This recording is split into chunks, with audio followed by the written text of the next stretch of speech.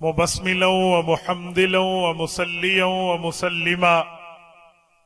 أما بعد، قال الله تبارك وتعالى: وأما بنعمة ربك فحدث. عن علي بن أبي طالب رضي الله تعالى عنه قال: إن نزل بنا أمر فليس فيه بيان أمر ولا نهي فماذا تأمرنا يا رسول الله؟ قال: تشاورون العابدين والفقهاء. رواه الإمام الهمام الطبراني في معجمه. اللهم صل على محمد وعلى آل محمد كما صليت على إبراهيم وعلى آل إبراهيم إنك حميد مجيد. اللهم بارك على محمد وعلى آل محمد كما باركت على إبراهيم وعلى آل إبراهيم إنك حميد مجيد. میرے معزز دوستو، آج 19 دسمبر 2024 بروز جمعرات ہے. جامعہ مدینۃ العلم فیصل آباد میں تقریب ختم بخاری ہے. ابھی آپ کے سامنے سرمایہ اسلاف، یادگار علماء صوفیاء شیخ الحدیث حضرت مولانا مفتی محمد حسن دامت برکاتہم العالیہ ختم بخاری کا درس ارشاد فرما رہے تھے. حضرت نے جو بات وہاں فرمائی کہ علم اسے کہتے ہیں جو عمل پہ برانگیختہ کر دے، میں اسی کو متن بنا کے چند باتیں آپ کی خدمت میں کرنے لگا ہوں. میرے دوستو، علم میں ایک بہت بڑا نام علم حدیث کا ہے. علم حدیث وہ علم ہے جس کے بغیر نہ ہمیں قرآن کریم سمجھ آ سکتا ہے اور جس کو چھوڑ کے نہ ہمیں باقی دین کی چیزیں سمجھ آ سکتی ہیں. علم حدیث مسند الہند حضرت شاہ ولی اللہ محدث دہلوی رحمہ اللہ کی زبانی کہوں تو فرمایا تمام علوم کا سرچشمہ علم حدیث ہے. پھر اس پر حضرت کے کئی دلائل ہیں. میں اگر صرف اسی بات پہ آپ کی خدمت میں مسئلہ شروع کروں تو میں 3 باتیں کر سکتا ہوں کہ تمام علوم کا سرچشمہ علم حدیث ہے. سب سے پہلی اور بنیادی بات، جو قرآن کریم ہمارے سامنے موجود ہے، اگر ہم قرآن کریم کا کوئی سا مقام کھولیں، قرآن کریم کی کوئی سی آیات کھولیں، قرآن کریم کا کوئی سا صفحہ، کوئی سی سورت، کوئی سی منزل اٹھائیں اور وہ سامنے رکھ کے کہیں کہ بتائیں اللہ کے رسول پہ یہ آیت اتری، جگہ کون سی تھی، وقت کون سا تھا، علاقہ کون سا تھا، ماحول کون سا تھا، پس منظر، پیش منظر، تہ منظر، بیک گراؤنڈ، شان نزول، کچھ بھی ہم پوچھیں، اور اگر علم حدیث سے آنکھیں بند کر دی جائیں، ایک لفظ بھی نہیں بولا جا سکتا، اس نامکمل مضمون کو 1 منٹ کے لیے بھی مکمل نہیں کیا جا سکتا. اس کے لیے ضروری ہے کہ یہ علم حدیث سے روشنی لینی پڑے گی.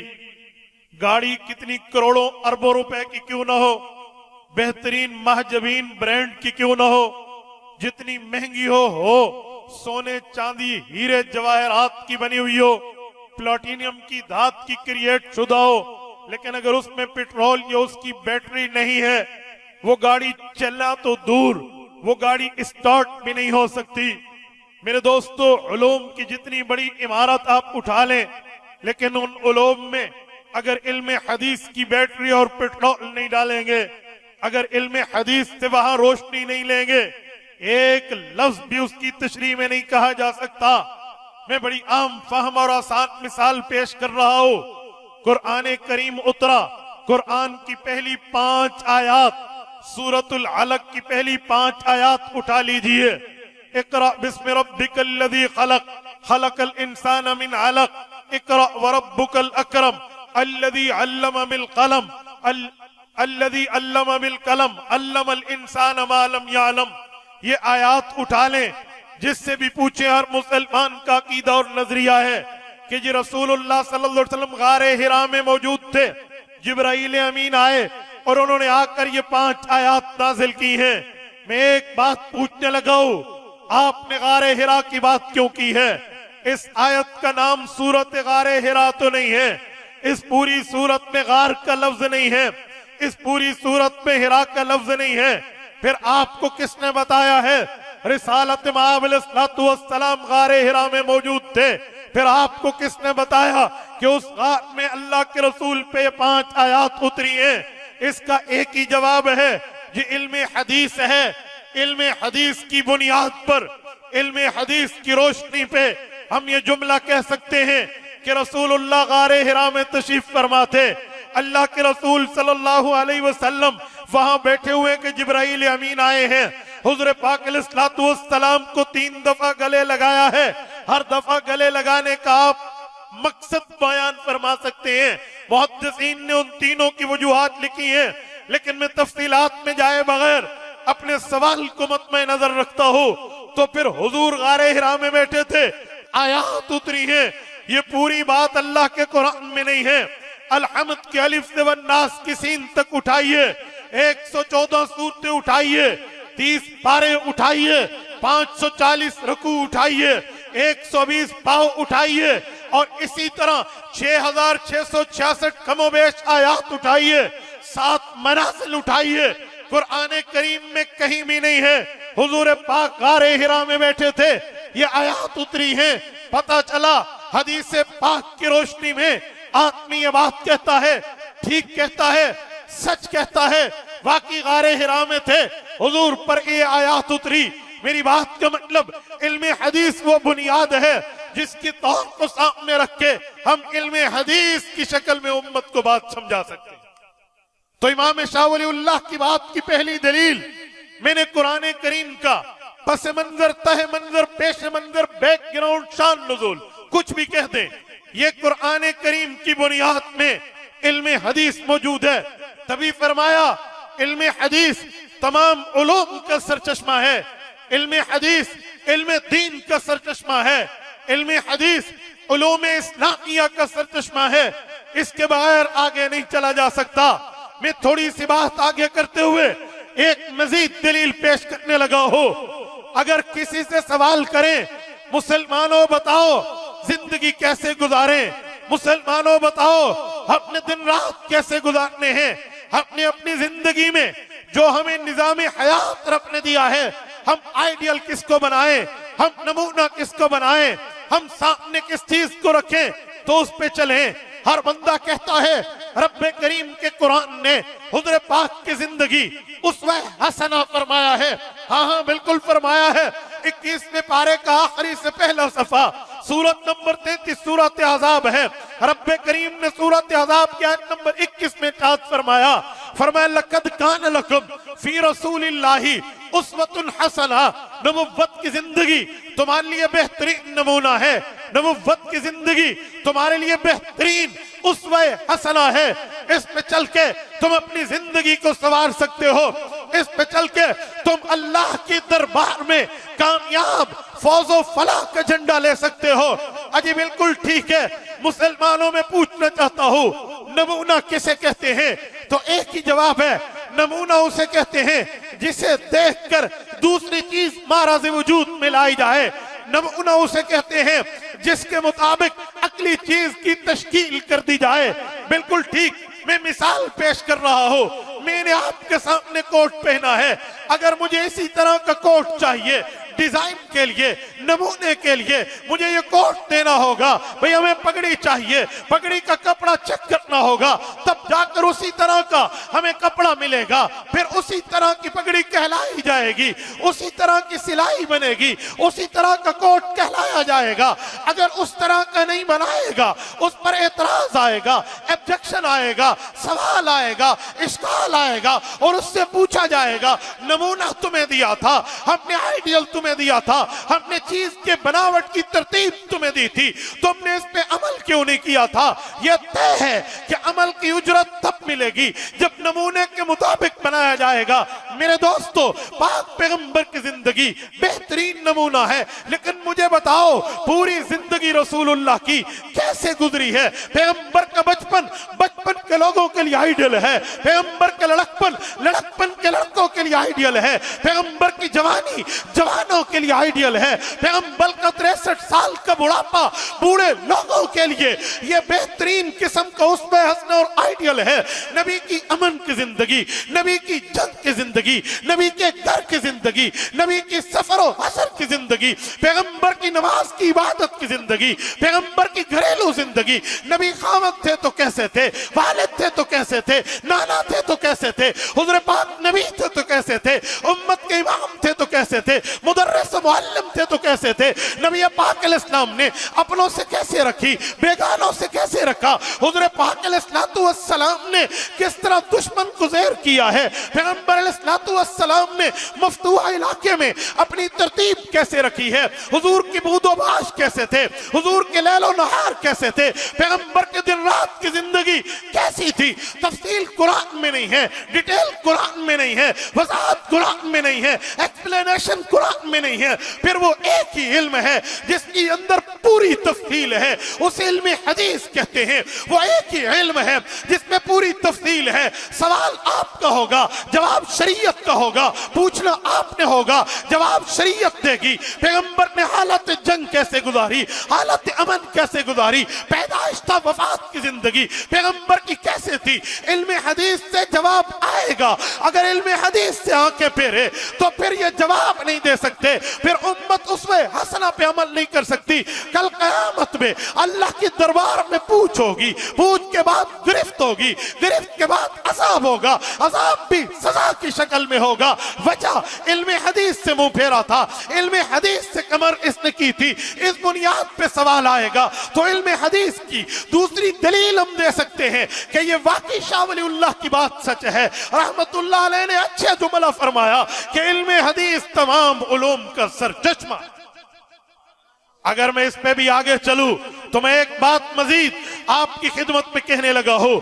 میرے دوستو, اسوہ حسنہ اپنی جگہ اور اسی طرح آئیڈیل کے معاملات کے ساتھ قرآن کے علوم کا بیک گراؤنڈ سمجھنا اپنی جگہ, لیکن قرآن کا بیک گراؤنڈ بھی پتہ چل جائے, اسوہ حسنہ بھی پتہ چل جائے, لیکن قرآن کی آیت ہو, اس پر سوال اٹھے, یہ آیت اس جگہ میں اتری تھی, اس موقع پہ اتری تھی, اس معاملے میں اتری تھی, ٹھیک, لیکن سوال اٹھے. کوئی کہے یہ آیت یہاں کے لیے ہے, کوئی کہے یہ یہاں کے لیے ہے. ہر بندہ اپنی بات کو ثابت کرنے کے لیے آیت سے استدلال کرے, آیت کو پیش کرے, آیت سے دلیل دے, آیت کو ایز اے پروفنگ آپ کے سامنے رکھے, تو آپ بطور ایویڈنس اس کو ایکسپٹ کریں گے, بطور ثبوت کے مانیں گے یا رد کریں گے.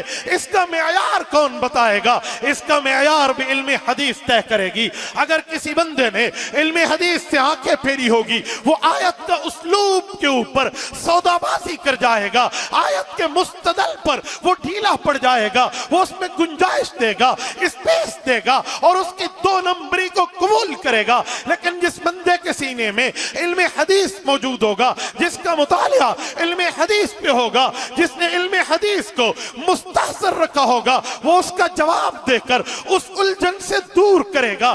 آپ کہیں گے مثال دیجئے, میں سورۃ مائدہ آیت نمبر 105 آپ کی خدمت میں رکھتا ہوں. رب کریم نے فرمایا یا ایھا الذین آمنوا, ایمان والے مسلمانوں, یہ حکم آپ کو ہے, علیکم انفسکم, تم اپنی جانوں کے ذمہ دار ہو, لا یضرکم من ضل اذا اہتدیتم, کوئی بندہ گمراہ ہوگا تمہیں تکلیف نہیں ہو سکتی کیوں تم ہدایت پہ ہو. یہ آیت بتاتی ہے, ظاہری طور پہ یوں سمجھ آتا ہے کہ صرف اپنی فکر کرو, دوسرے کی فکر کی ضرورت نہیں ہے, وہ باڑ میں جائے, وہ جہنم میں جائے, وہ گمراہی میں جائے, وہ ضلالت میں جائے, جو مرضی آئے کرے, کرتا پھرے. کیوں قرآن کہتا ہے علیکم انفسکم, تم صرف اپنے آپ کو دیکھو, اپنی جان کو دیکھو, اپنے نفس کو دیکھو, اپنے حالات کو دیکھو, اپنے معاملات کو دیکھو, دوسرے کی فکر نہ کرو. ہو، حالانکہ ظاہری مفہوم غلط ہے. مفہوم یہ نہیں ہے، مفہوم کچھ اور ہے. آیت قرآنی کیسے کہہ سکتی ہے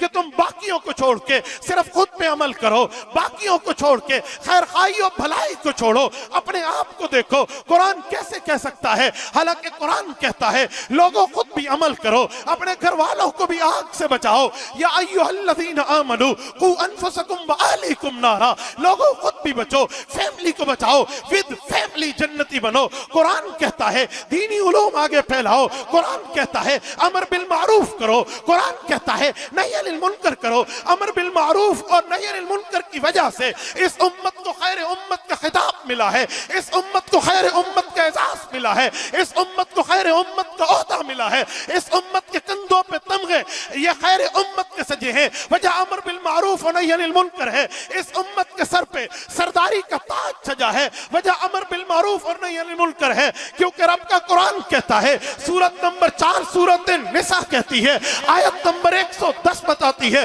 کنتم خیر امت اخرجت للناس تأمرون بالمعروف وتنہون عن المنکر وتؤمنون باللہ.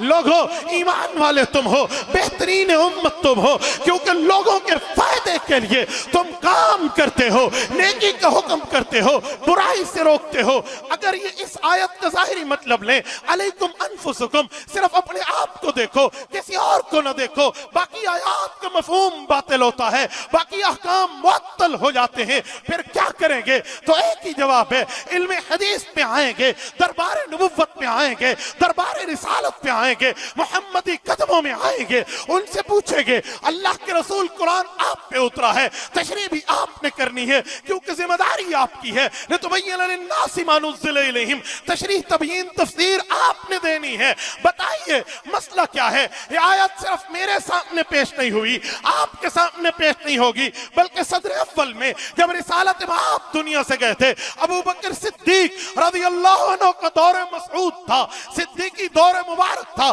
مانعین زکوٰۃ کو بھی نیزے کی انی پہ صدیق نے رکھا تھا، منکرین ختم نبوت کو بھی تلوار کی نوک پہ رکھا تھا. تو کچھ لوگ آئے ابو بکر صدیق کے راستے میں کچھ ٹھہراؤ دلانے کے لیے اور آ کر کہنے لگے امیر المؤمنین، جانشین پیغمبر، خلیفۃ المسلمین، کیا معاملہ ہے؟ اتنی سختی، ایک طرف منکرین زکوٰۃ سے ٹکر، مانعین زکوٰۃ سے ٹکر، ختم نبوت کے منکرین سے ٹکر، مرتدین سے ٹکر، ابھی حکومت پہ پاؤں مضبوط نہیں ہے، کہاں کہاں جا رہے ہو؟ صدیق کا اعلان تھا نہیں، میں نے ان منکروں کے ساتھ نرمی نہیں کرنی. ابو بکر کی زندگی داؤ پہ لگتی ہے، لگ جائے اینقص الدین وانا حی، یا ابو بکر زندہ رہے گا یا فتنوں کو ختم کروں گا. یہ جوش تھا تو کسی نے یہ آیت پڑھ دی.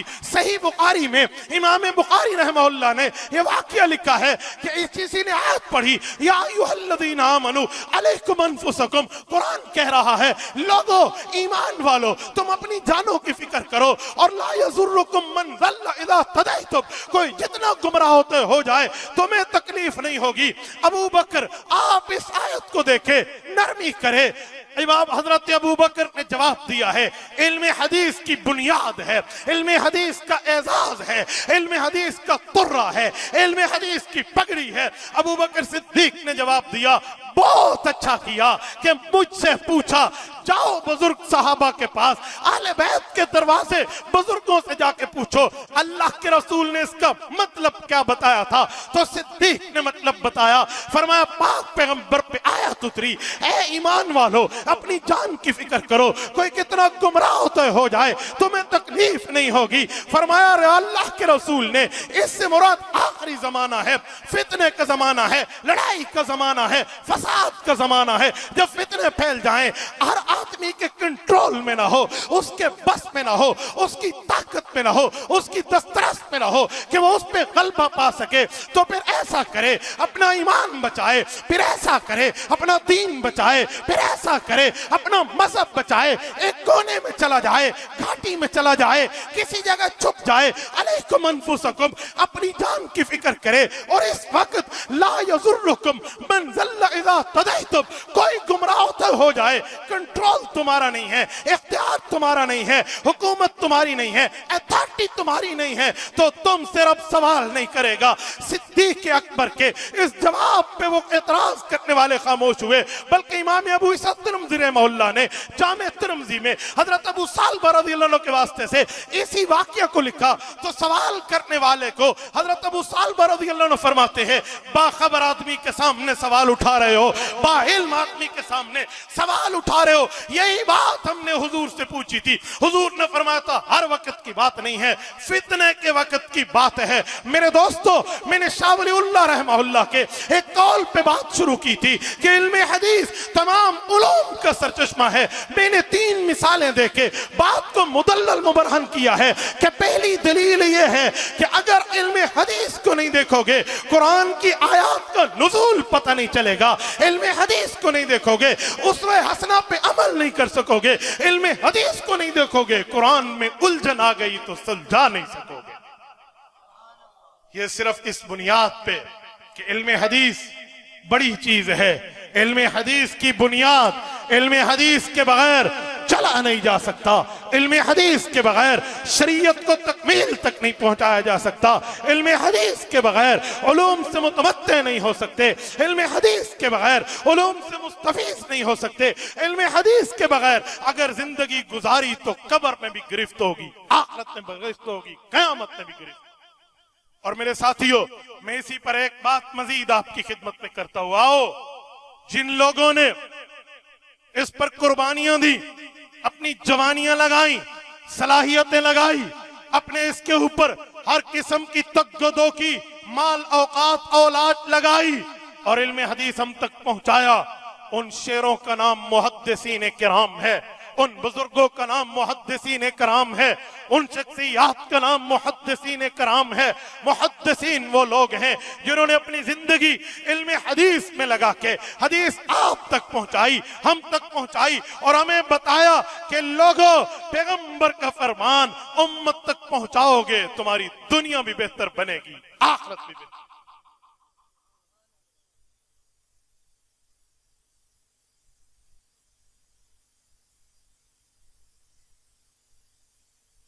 मैं उन मुहद्दिसीन की कुर्बानियों की बात करने लगा हूं कि इल्म हदीस हम तक कैसे पहुंचा। अब तवज्जो रखना, मुहद्दिसीन में पहला तबका मुहद्दिस सहाबा का है। रसूलुल्लाह सल्लल्लाहु अलैहि वसल्लम के सहाबा, पैगंबर की अहले बैत, रसूलुल्लाह के मुखातिबीन अव्वलीन, वो पैगंबर की याराना, पैगंबर की जमात सहाबा, पैगंबर का घराना, पैगंबर की फैमिली अहले बैत है, जो पहले इस उम्मत के मुहद्दिसीन कहलाते हैं। 2 दौर इन पे आए हैं। एक दौर वो था जब हदीस लिखने पे हुजूर ने बैन लगा दिया था, पाबंदी लगा दी थी, मना कर दिया था। फिर दूसरा दौर आया जब बैन उठा लिया गया।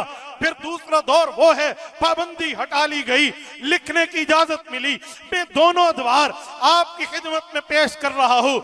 मुस्नद अहमद में इमाम अहमद इब्न हंबल रहमहुल्लाह ने एक मसले को पूरी तफसील से जिक्र करते हुए फरमाया कि अल्लाह के रसूल ने बैन लगाया था, फरमाया ला तक्तुबू अन्नी शैअन फमन कतब अन्नी शैअन फलयमहु।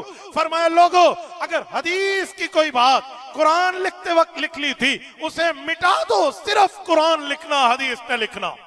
ये पहला दौर चलता रहा हत्ता के 7 हिजरी का वक्त आया। 7वीं हिजरी में जब हजरत अबू हुरैरा रज़ियल्लाहु अन्हु कबीला दौस से उठ के, कबीला दौस आज भी सऊदिया के इलाके अबहा में मौजूद है। हजरत अबू हुरैरा अबहा के रहने वाले हैं। इतना ठंडा प्यारा खुशगवार माहौल, उस शहर का है कि आपको मरी की ठंडक भी भूल जाए। हजरत अबू हुरैरा वहां से चले, उस जमाने में यमन में था, आजकल सऊदिया का हिस्सा है, वहीं से मदीना तैयबा तशरीफ लाए। सन 7 हिजरी में हजरत अबू हुरैरा का, जमहूर का कौल इस्लाम का यही है, अगरचे बाकी अकवाल भी अपनी जगह है। उस वक्त फिर हदीस पाक के लिखने की और याद करने के मामलात में खुली इजाजत लिखने की मिल गई। वजह, इतना अरसा बैन क्यों रहा, मना क्यों किया? याद रखें, लॉजिक होती है अक्सर मसाइल में। कुछ मसाइल अमर ताबुदी होते हैं, जैसे अभी हजरत मुफ्ती हसन दामत बरकातुहुल्लाह अलैहि इरशाद फरमा रहे थे, अमर ताबुदी का माना शरीयत कह दे सवाल न पूछे। और कुछ उलूम वो हैं जिसमें शरीयत कह दे तो उसके सवाल का जवाब किया जा सकता है, शरीयत जवाब देती है। یہ وجہ لاجیکل ہے، اس کے جواب شریعت نے دیا ہے۔ کیوں منع کیا؟ فرمایا اس کی وجہ یہ تھی، رسالت مآب علیہ السلام نے شروع میں دیکھا اللہ کا قرآن دھڑا دھڑ اتر رہا، مسلسل اتر رہا ہے، لہذا یہ قرآن لکھیں گے ساتھ حدیث بھی لکھیں گے، کہیں ایسا نہ ہو قرآن اور حدیث کو اکٹھا لکھ بیٹھیں اور بعد کے لوگ پریشان ہوں، یہ حدیث ہے یا یہ آیت ہے، یا اللہ کے رسول کا فرمان ہے یا اللہ کا فرمان ہے، خدا کی بات ہے یا مصطفیٰ کی بات ہے، التباس نہ کر لیں، ملا نہ بیٹھے، اور اس طرح کے معاملات ہو جائیں گے، پھر قرآن پاک کو سمجھانا مشکل ہو جائے گا۔ پھر حضور پاک نے مائنڈ سیٹ دیا، کانسیپٹ دیا، صحابہ کی ذہن سازی کی، فرمایا نہیں صرف قرآن لکھو، لکھنے کا مزاج بنا، آج کے بعد لکھا گیا تو قرآن نے لکھا گیا، اور قرآن کریم کی تلاوت ہوئی، وہی مطلوع کو اتنا زبردست لکھا، ماحول بن گیا کہ اب کوئی حضور حدیث کی بات کریں اس کو صرف یاد کیا جاتا تھا، لکھا نہیں جاتا تھا۔ پھر ایک وقت آیا جب سال 7 ہجری آئی، امام ابو داود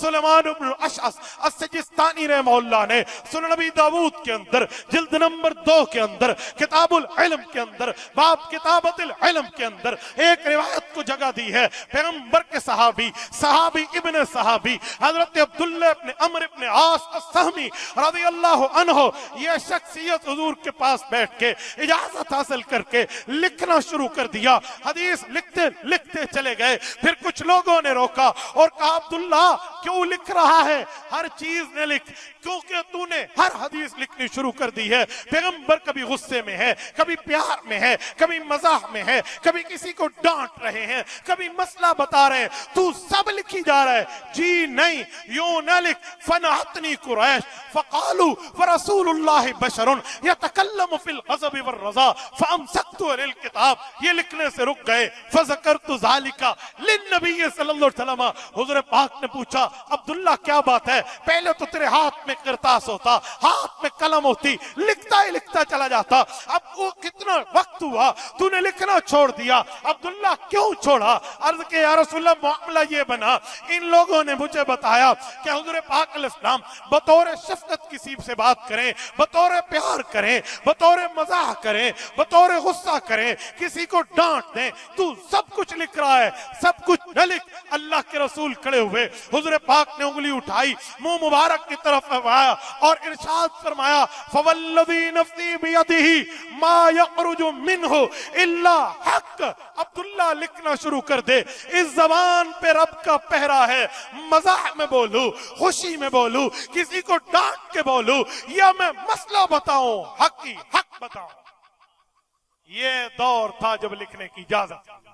تو پھر یہ محدثین کا پہلا طبقہ جنہوں نے پوری ترتیب کے ساتھ اپنی محنت کے ساتھ معاملہ کیا اور حدیثیں ہم تک پہنچائیں۔ پھر وہ وقت آیا جب پیغمبر کے صحابہ نے صرف حدیث نہیں لکھی، صحائف بنا دی، اتنے صحائف حدیث پاک کے بنائے کہ میں آپ کی خدمت میں صحابہ کرام کے صحائف کو پیش کروں تو اس میں صحیفہ صادقہ ایک صحیفے کا نام ہے۔ الصحیفۃ الصادقہ وہ ہے جس میں 1000 حدیث کے واقعات صرف اسی عبداللہ ابن عمرو ابن عاص رضی اللہ عنہ نے لکھے تھے۔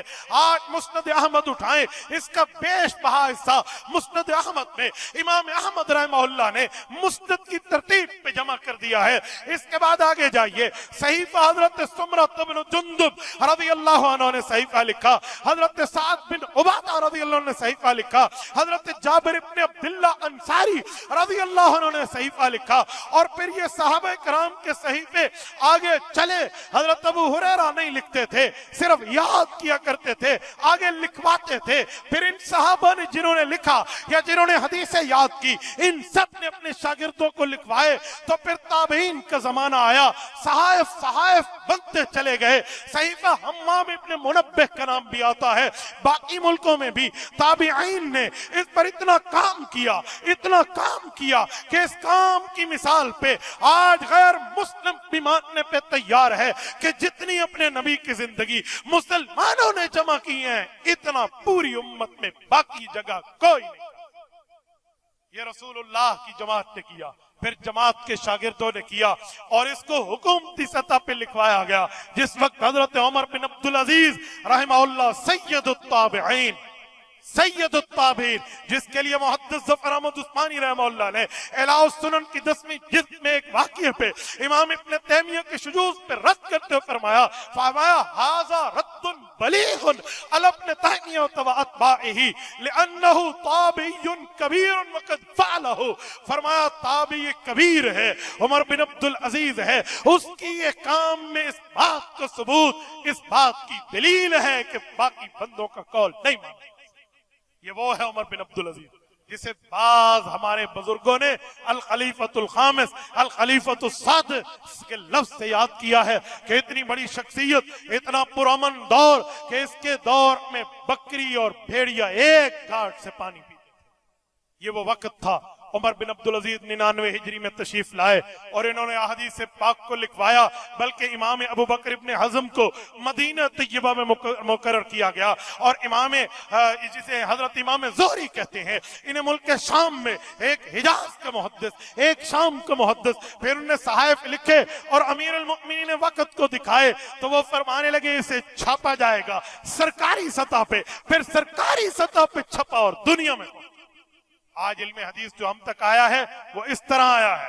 फिर उसके बाद ताबईन में कुछ वो भी हैं जिन्हें दरमियाने दर्जे के ताबईन कहते हैं, फिर उन्होंने भी इल्म हदीस लिखा, सहाबा से पढ़ा, उम्मत को पढ़ा के दिया और उम्मत को समझाया, सुनाया, बताया, लिखवा के दिया। उनमें बहुत बड़ा नाम हजरत इमाम आज़म अबू हनीफा नौमान बिन साबित रहमतुल्लाह का आता है, जिनकी पैदाइश के बारे में 3 कौल हैं। एक कौल सन 80 हिजरी का है, जमहूर का कौल है 70 हिजरी। इमाम साहब के पोते हम्माद बिन इस्माइल बिन अबी हनीफा का कौल है। इमाम ज़मानी का कौल 60 हिजरी का है। क्यों? ये अक़वाल का मतलब ये है, अगर इमाम साहब सन 80 हिजरी में पैदा हुए, सहाबा का जमाना 110 पे खत्म हुआ, 30 साल अबू हनीफा ने सहाबा की शागिर्दी में रहे हैं। अगर सन 70 हिजरी का कौल माना जाए, 110 पे सहाबा का जमाना खत्म है, 40 साल अबू हनीफा सहाबा के जमाने में रहे हैं। अगर सन 60 हिजरी का कौल माना जाए, 110 हिजरी पे ताबईन का जमाना शुरू है, सहाबा का खत्म है, तो आधी सदी अबू हनीफा ने सहाबा से पढ़ा है, सहाबा को देखा। इमाम आजम की किताबुल आसार का नाम है और किताबुल आसार में इमाम अबू हनीफा रहमतुल्लाह ने अपने शागिर्दों को लिखवाया अपने उस्ताजों के उलूम, पैगंबर के सहाबा के उलूम, पैगंबर की सहाबा की बातें, और फिर वो कई रिवायात में है। किताबुल आसार बेरिवायत इमाम अबू यूसुफ, बेरिवायत इमाम मोहम्मद, बेरिवायत इमाम ज़ुफर, बेरिवायत इमाम हसन इब्न ज़ियाद लुअलवी, कई किताबुल आसार के नुस्खे हैं जो हजरत इमाम आज़म अबू हनीफा रहमतुल्लाह ने लिख के उम्मत को दिए हैं। मेरे दोस्तों, हजरत इमाम साहब रहमतुल्लाह ताला अलैहि ने इस पर मेहनत की, अहदीस पाक को याद किया और लिखवा के दिया। एक दिन बेटे ने, जिनका नाम हजरत इमाम हम्माद था, हजरत इमाम हनीफा के बेटे हैं, अब्बा से बात कर रहे थे। वालिद ने उन्हें नसीहत करते फरमाया, बेटा तुझे 5 हदीसें सुना रहा हूं, तू बचपन में बैठा है, इन 5 हदीसों को याद कर ले और याद रखना इनकी कदर कीमत। तेरे बाप ने 5 लाख हदीसों से ये 5 हदीसें खुलासा निकाल के तुझे बचपन में याद कराई। ये है इमाम अबू हनीफा। फिर यूं लिखा गया, फिर इमाम साहब रहमतुल्लाह अलैह के बाद हजरत इमाम मालिक की मुअत्ता का नंबर है। कुछ लोग समझते हैं मुअत्ता इमाम मालिक पहले है, जी नहीं। इमाम सयूती रहमतुल्लाह की इस पे तसरीह है, अव्वलु मन दव्वन इल्म शरिया वरतबहु अव्वाबन अबू हनीफा सुम्मा तबअहु मालिक फी तरतीबिल मुअत्ता। फरमाया लोगों, इमाम मालिक का नंबर इसके बाद है, पहले इमाम अबू हनीफा है, फिर इमाम मालिक ने मुअत्ता लिखी है। मुख्तलिफ किताबें इस दौर में लिखी गई और चीजें कभी मुअत्ता के नाम से, कभी मुसन्नफ के नाम से, कभी जामे के नाम से अहदीस पाक की किताबों को जमा किया गया, क्योंकि मुअत्ता और इसी तरह जामे और इस तरह मुसन्नफ ये वो किताबें थी जिसमें हदीस भी थी, रसूलुल्लाह के सहाबा के फतावा भी शामिल। और इनके बाद फिर एक दौर और शुरू हुआ जिसे हम असहाब सियासत्ता कहते हैं। सियाह सित्ता के असहाब, ये जो 6 किताबें जो हमारे निसाब का हिस्सा है। कुछ लोग समझते हैं सियाह सित्ता में हदीस होगी तो हदीस है, इससे हट के होगी तो नहीं है। और अल्लाह के बंदो, ये विफाकुल मदारिस के निसाब का हिस्सा है, हमारे ईमान का सिर्फ एक छोटा सा हिस्सा है। ईमान के लिए तो हदीस कई मौजूद है, किताबें कई मौजूद हैं, یوں نہیں کہا جا سکتا کہ سیاہ ستہ ہے تو بس اسی کو ہی لے لے. ایک دن ایک شخص عقل کا اندھا علم حدیث کا آدھا منکر ایک جگہ بیٹھے مجھے کہنے لگا مولانا سیاہ ستہ کا معنی بالکل سچی 6 کتابیں، اس سے ہٹ کے میں حدیث نہیں مانتا. میں نے کہا جی بسم اللہ بتاؤ ذرا تمہیں پہلا کلمہ بھی آتا ہے یا نہیں آتا؟ کہتے آتا ہے. میں نے کہا سنائیں. کہتے لا الہ الا اللہ محمد الرسول اللہ. میں نے کہا حضور کا فرمان ہے؟ کہتے جی ہاں. میں نے کہا بسم اللہ بخاری مسلم ابو داؤد ترمذی نسائی ابن ماجہ ان 6 کتابوں میں مجھے فرمان نبوی یہ کلمہ دکھا دو. میں نے کہا جتنا زور لگانا ہے دکھا دو. وَلَوْ كَانَ بَعْضُكُمْ لِبَعْضٍ ظَهِيرًا. میں نے حدیث پاک کے الفاظ میں کیوں کہا کہ باب میں تو امام مسلم نے بھی ابواب میں لکھ دیا لیکن امام مسلم نے لکھا ہے نا فرمان نبوی میں مجھے دکھا دے. تو اسے نہیں ملا. تو کہتے ہیں کیا مطلب؟ میں نے کہا آپ کہتے ہیں اس سے بڑھ کے حدیث ہی نہیں ہے. بابا یہ حدیث پاک میں ہے لیکن وہ ان 6 سے ہٹ کے مستدرک میں ہے. ان 6 سے ہٹ کے تمہیں ملے گا. ان 6 سے ہٹ کے مصنف عبد الرزاق میں ملے گا. اس سے ہٹ کے ملے گا. جب کلمے کے لیے باقی حدیث کو دیکھا جا سکتا ہے تو عقائد اور مسائل کے دلائل کے لیے کیوں نہیں دیکھا جا سکتا؟ تو میرے دوستو پھر دور آیا پھر اصحاب سیاہ ستہ کا. ان کا کیا کام تھا؟ ان نے کیا لکھا؟ سنیں ان لوگوں نے ایک کام کیا. وہ یہ تھا کہ جو پہلی حدیث کی کتابیں تھی مصنف کے نام سے جامع کے نام سے موطا کے نام سے اس میں حدیث بھی تھی. صحابہ کرام اور اہل بیت کے فتاوی بھی شامل تھے. ان لوگوں نے فتاوی کو الگ کیا احادیث میں حضور کے فرامین کو الگ کیا اور یوں لکھ کے امت کو دیا. اور یہ علم حدیث کی 3 ترتیبیں ہو کر آج آپ کے اور مجھ تک یہ چیزیں پہنچی ہیں. میرے دوستو اس کے بعد میں 2 باتیں مزید بھی عرض کرنے لگا ہوں. نمبر 1 حدیث پاک ہم تک آتی ہے تو اس کے اوپر یاد رکھے 2 قسم کا پہرا موجود ہوتا ہے. بلکہ میں یوں کہوں 2 قسم کی ترتیبیں موجود ہوتی ہیں. نمبر 1 وہ لوگ جن لوگوں کے لیے اپنی آنکھیں استعمال کریں، وہ لوگ جن کے لیے اپنے کان استعمال ہوئے. آپ کہیں گے آنکھیں اور کان کا کیا مطلب؟ ایک حدیث کا راوی ہے، ایک حدیث پر اسماء اور رجال سمجھانے والا ہے. راوی کا مطلب جس نے اپنے کانوں سے حدیث کو یاد کیا، سنا، آگے پہنچایا. راویان حدیث کا بہت بڑا نام ہے. جب تک حدیث کی سند نہیں ہوگی حدیث تک نہیں پہنچ پائیں گے. سند حدیث کا مطلب کیا ہے؟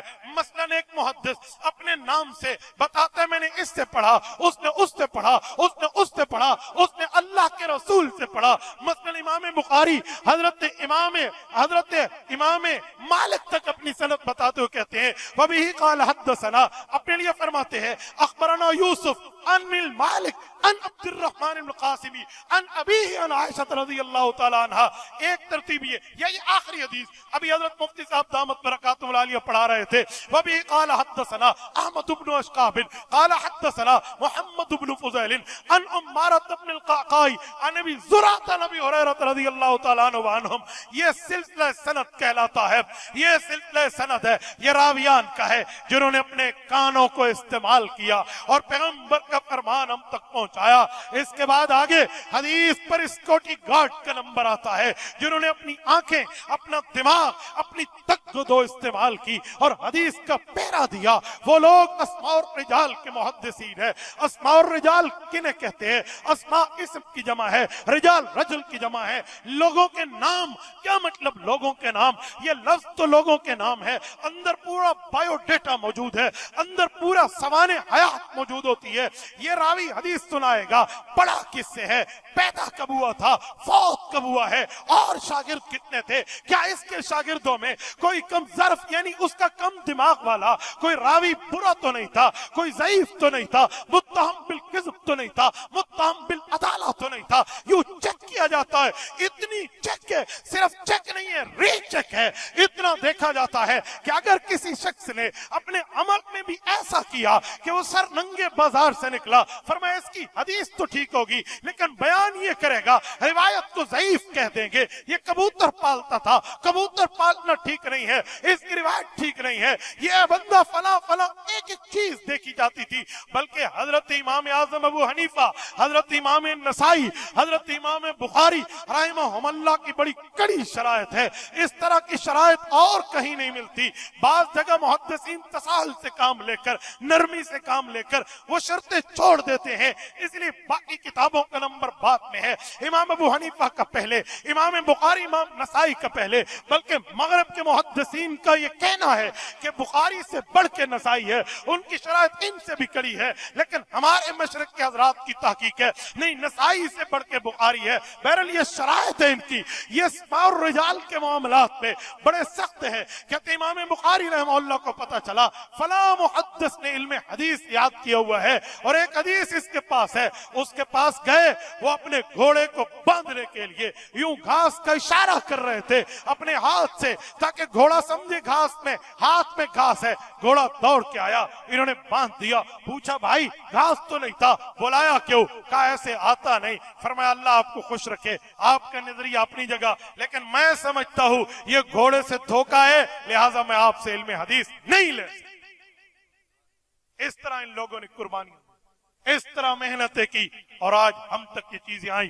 بلکہ اس کے لیے ڈاکٹر اے سپرنگ جو ایک مستشرق مصنف ہے، اس نے الاصابہ پہ جو اپنا مقدمہ لکھا ہے حضرت حافظ ابن حجر اسقلانی کی کتاب پہ، اس میں وہ لکھا ہے، کہتا ہے ملت عیسائیت، ملت موسویت اور اسی طرح ملت امت داؤد صابیت جنہیں کہتے ہیں جتنی پہلے کی ملتیں ہیں، قومیں ہیں، اگرچہ ان کا وجود مسلمانوں سے پہلے ہے، ان کے انبیاء پہلے آئے، انہیں نبوت کی علوم سے سرفراز کیا، لیکن یہ تینوں قومیں آسمانی مذہب رکھنے کے باوجود مل کے بھی اتنی محنت اپنے نبی کے فرامین پہ نہیں کر سکے جتنی اکیلے رسول اللہ کی امت نے اسماء اور رجال کفن بنا کے اپنے آقا کی باتوں پر پہرا دیا۔ وَمَلِيحَةٌ شَهَرَتْ بِهَا ذَرَّاتُهَا وَالْفَضْلُ مَا شَهِدَتْ بِهِ الْأَعْدَاءُ۔